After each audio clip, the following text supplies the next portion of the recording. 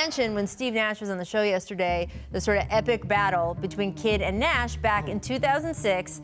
Now, our jump producers got caught in such a YouTube rabbit hole after you said this that we lost productivity on the show for an hour, and I believe they would run this entire game back if they could. But the question that came to mind was, look, okay, I'm sorry. I'm going to break this down a little bit. Would you rather have Steve Nash or Jason Kidd? And I want to start, well, tell us about this game.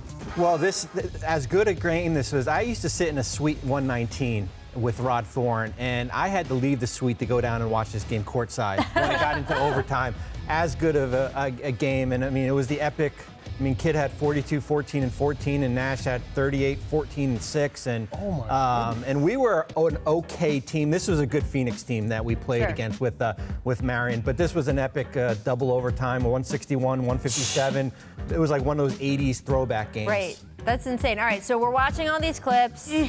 And we were supposed to talk about pass first, point guard. Who's the better passer? Instead, we're just going to talk about, Paul, put your money where your mouth is. Would you rather have Jason Kidd or Steve Nash in their prime? Jay Kidd. I mean, he could do more. He was a better rebounder.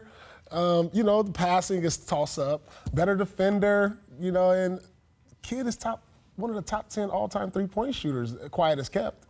So I got to go with Jason Kidd because I've had epic battles with him in the playoffs. I feel like you're like a nasty player, so you going with the guy with a little bit more nasty in his game. No. Oh, my God. But I'm going with Nash because I haven't seen a guy. These millennials, you know. Come on now.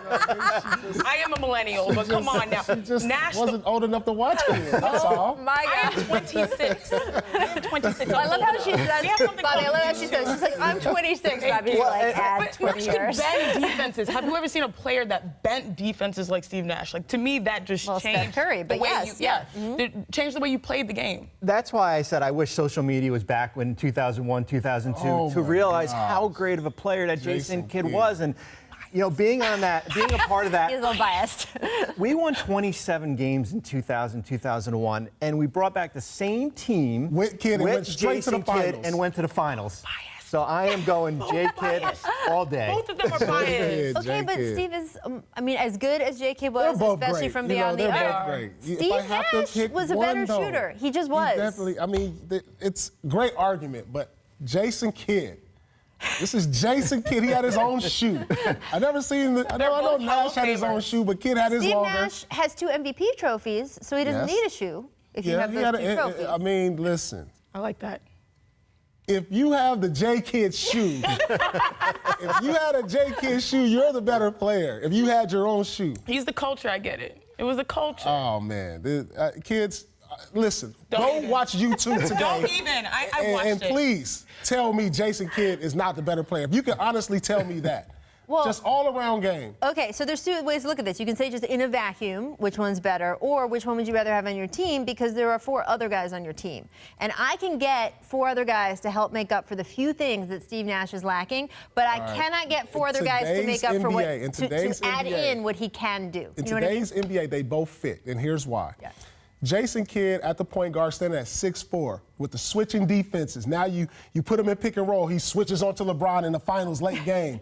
You want Kidd or Nash doing that? Well, you see how LeBron and them exposed Curry. But I got 4 other guys. Yeah, that's fine. But now, and then on the offensive end, he's spotting up, knocking down threes. Maybe he's not coming off pick and roll, knocking them down like Nash, but he's knocking them down, so you can't leave him open.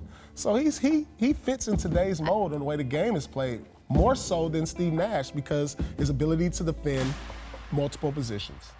Well, I mean, they're both really good. We'll be discussing this a little more later.